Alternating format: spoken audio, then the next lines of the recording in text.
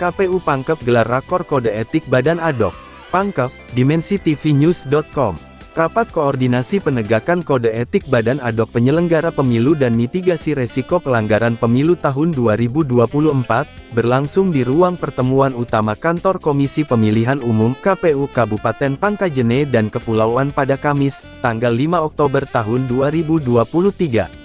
Rakor dibuka oleh Ketua KPU Kabupaten Pangkep, Ikhlas didampingi sekretaris beserta sejumlah jajaran yang dihadiri dan diikuti para Ketua PPK, Sekretariat, Divisi Hukum Kecamatan se-Kabupaten Pangkep.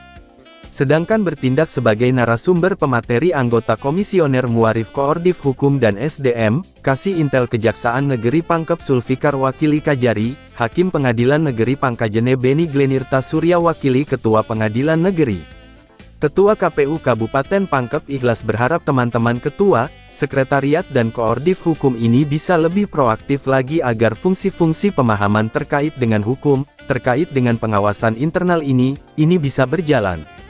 Lanjut Ikhlas, jadi betul-betul hari ini bagaimana kita meningkatkan kapasitasnya supaya bisa ditransfer atau didelegasikan kepada PPS untuk menjaga dirinya karena ini terkait dengan kode etik. Menurut Ikhlas, jadi karena kode etik penyelenggara kami libatkan kejaksaan dan insya Allah karena KPU RI dengan Kejaksaan Agung itu sudah membangun MOU. Ikhlas mengajak marilah kita tindak lanjuti supaya semua penyelenggara ini bisa terjaga mulai dari awal ini sampai dengan di akhir dengan tagline KPU sekarang ini, bagaimana menyenangkan dan bisa bahagia di akhir tidak ada persoalan, tidak ada masalah oleh karena mereka memahami di awal. Tutupnya. Sementara oleh narasumber Kasih Intel Kejari Pangkep Sulfikar, sesuai dengan tema dari KPU bahwa penegakan kode etik Badan Adok terhadap penyelenggara pemilu, intinya ada beberapa penyampaian terkait dengan regulasi-regulasi yang terkait dengan kode etik, kami sampaikan dengan kewenangan dan fungsi DKPP dalam menindak, untuk menindak pelanggar kode etik dari penyelenggara pemilu.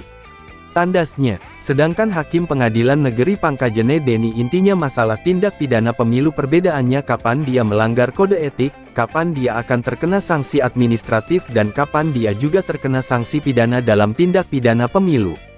Tegasnya, demikian juga menurut anggota Komisioner Muarif mengatakan, terkait kegiatan hari ini persoalan kode etik penyelenggara dan mitigasi resiko artinya kewaspadaan di pemilu kali ini, di tingkat Badan Adok itu sangat diperlukan karena makin hari kita ini makin banyak disoal, apalagi persoalan KPU ini penyelenggara harus hati-hati karena KPU selalu dalam posisi tergugat termohon, dan terlapor jadi kami di sini melakukan kegiatan itu untuk mengantisipasi hal tersebut.